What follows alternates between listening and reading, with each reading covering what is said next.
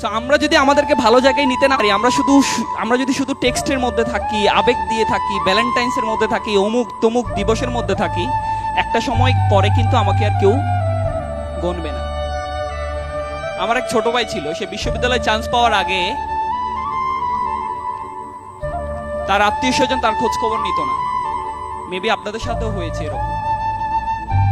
আপনি যখন জীবন নিয়ে খুব বেশি স্ট্রাগল করতেছেন, আপনি যখন ভালো একটা বিশ্ববিদ্যালয়ে পড়ার জন্য চেষ্টা করতেছেন, আপনি যখন একটা ভালো ক্যারিয়ার করার জন্য চেষ্টা করতেছেন, আপনার যখন অনেক বেশি নির্ঘুম রজনী ছিল, অনেক বেশি কষ্টের সময় ছিল, কয়েক বেলা না খেয়ে থাকার সময় ছিল, সেই সময় কিন্তু আপনার ওই আত্মীয় স্বজন যারা একটু ভালো আছে আপনার চেয়ে, তারা কেউ আপনার খবর নেই। ঠিক আপনি যেদিন থেকে চাকরি পেয়ে গেছেন, আমার ছোট ভাইটা বিশ্ববিদ্যালয়ে চান্স পেয়েছিল, তাকে বলল যে বাবা বাড়ি যাওয়ার আগে আমার কাছে এক বেলা খেয়ে যাবা, কারণ তার একটা সুন্দরী মেয়ে ছিল। চিন্তা করছে এই ছেলেটা যেহেতু ভার্সিটিতে চান্স পাইছে, বের হওয়ার পরে তো সে ভালো একটা জব পাবে, তো এখনই লাইন গার্ড ঠিক করতে হবে। আমাদের সাথে কিন্তু হয়ে যায়, আমাদের সোসাইটি কিন্তু এমন, আমরা চেঞ্জ করতে পারি নাই। এই জায়গায় আপনার যত ভালো জব, আপনার যত ভালো ক্যারিয়ার, তখন দেখবেন মানুষজন আপনার আশেপাশে ঘুরঘুর করতেছে, বাট আপনার ওই কষ্টের সময় কেউ কিন্তু ছিল না। ছিল কারা জানেন? কারা জানেন?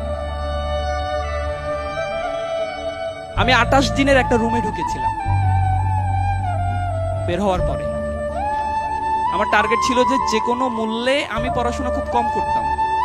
বের হওয়ার পরে চিন্তা করলাম যে পড়াশোনা না করলে চাকরির বাজারে আমি টিকে থাকতে পারবো না, আমি পরীক্ষা দেব, ফেল করব, চাকরি পাবো না।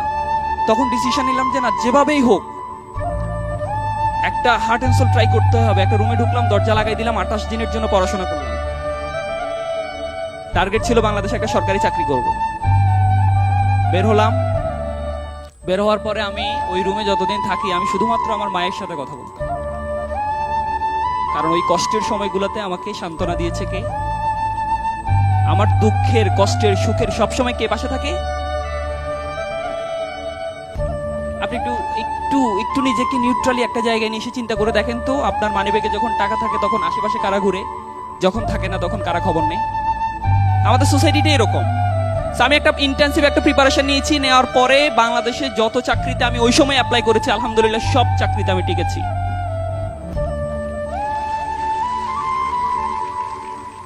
কারণ 28 দিনের একটা পরিশ্রম ছিল। ওই 28 দিন কিন্তু আমি বের হই না। আপনারা হয়তো স্বপ্ন চিন্তা করতেছেন, না কিভাবে সম্ভব, ফেসবুক, টুইটার, মেসেঞ্জার এগুলো ছাড়া কিভাবে সম্ভব? ছিলাম কিন্তু। এরকম যারা একটু চিন্তা করে যে না, আমি আমার স্বপ্নটাকে বাস্তবায়ন করতে চাই, করতেই হবে, আপনাকে উপায় নাই।